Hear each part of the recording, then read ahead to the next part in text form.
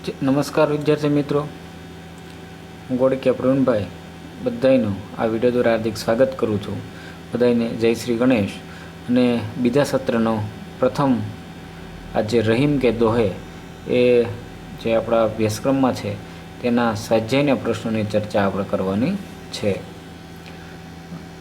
જો તમે ચેનલમાં નવા છો તો ચેનલને લાઇક શેર અને સબસ્ક્રાઈબ કરો અને આવા જ વિડીયો જોવા માટે જોડાયેલા રહો. જોઈએ આપણે रहीम के दोहे ए स्वाध्यायना प्रश्नों.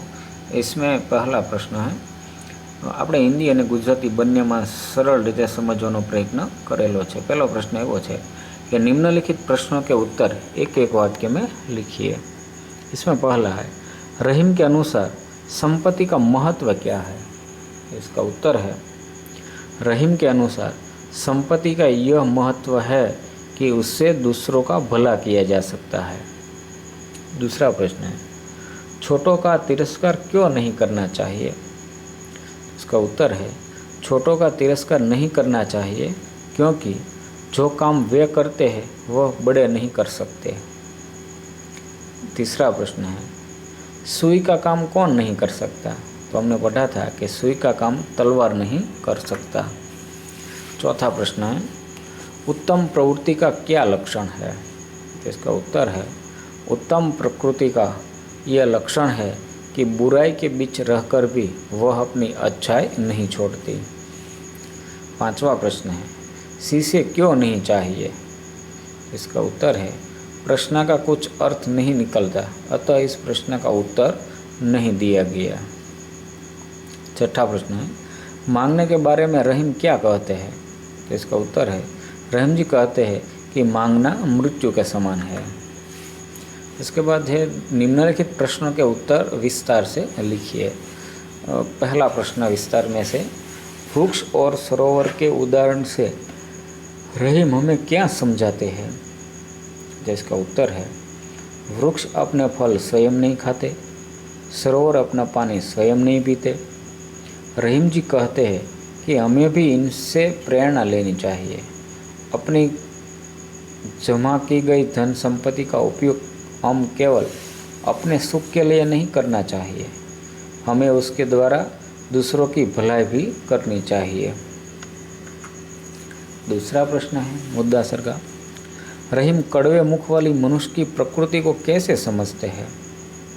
तो इसका उत्तर है, कड़वे मुख वाले मनुष्य की प्रकृति कड़वी ककड़ी के समान होती है.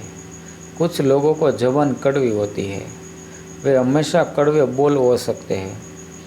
वे यह नहीं सोचते कि उनकी कड़वी वाणी सुनने वालों को कितनी चोट पहुंचाती है.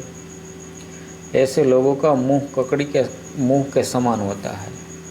कटुवाणी बोलकर दूसरे के दिल को चोट पहुंचाना अपराध है. इसीलिए ककड़ी का मुंह काटकर उस पर नमक लगाने जैसी सज़ा ककड़ी को दी जाती है, वैसी ही सज़ा इन कड़वी जबान वालों को भी देनी चाहिए. तीसरा प्रश्न है, लाख प्रयत्न करने पर बिगड़ी हुई बात नहीं बनती, ऐसा रहीम किस उदाहरण से समझाते हैं? इसका उत्तर है, किसी कारण से बात बिगड़ जाए तो उसे सुधारना बड़ा मुश्किल होता है. इसे समझाने के लिए रहीम जी फटे हुए दूध का उदाहरण देते हैं.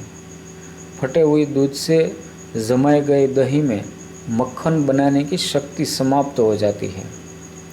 फिर उसे कितना भी मथा जाए उसमें से मक्खन नहीं निकलता.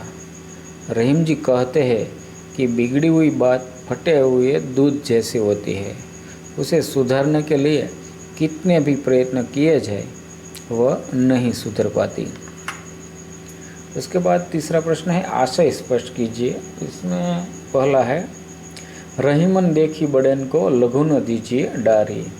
इस आशय का अर्थ है कि लोग प्रायः बड़ों को महत्व देते हैं. समाज में धनीमानी लोगों को आदर सम्मान दिया जाता है. गरीबों को लोग उपेक्षा की दृष्टि से देखते हैं. उपयोगिता की दृष्टि में देखें तो गरीब लोगों का काम भी कम महत्व का नहीं होता. किसान, मजदूर तथा छोटे काम करने वाले जो देश की बहुमूल्य सेवा करते हैं वह ऊंचे तबके वाले नहीं कर सकते. इसलिए हमें बड़े लोगों को मान देते समय निम्न स्तर के लोगों की उपेक्षा नहीं करनी चाहिए, ऐसा इस आशय में बताया है। इस तरह एक दूसरा आशय है, चंदन विष व्याप्त नहीं लपटे रहत भुजंग। तो इसका अर्थ है, चंदन के पेड़ पर सांप लिपटे रहते हैं, इसके बावजूद चंदन का पेड़ सांपों के विष से प्रभावित नहीं होता। सांपों के संग से उनकी सुगंधि में कोई अंतर नहीं पड़ता। इस प्रकार उत्तम स्वभाव के लोग बुरी संगति में रहकर भी उससे प्रभावित नहीं होते। वे अपने गुणों से अपराधियों को प्रभावित करके उनका जीवन बदल देते हैं। तो आ रीते विद्यार्थी मित्रों, ધોરણ 9નું કાવ્ય 13મું રહીમ કે દોહે એના સ્વાધ્યાયના પ્રશ્નો અને તેના જવાબ આપવાનો પૂરો પ્રયત્ન કરેલો છે। આવા જ વિડીયો જોવા માટે તમે અમારી આ ચેનલ સાથે જોડાયેલા રહો।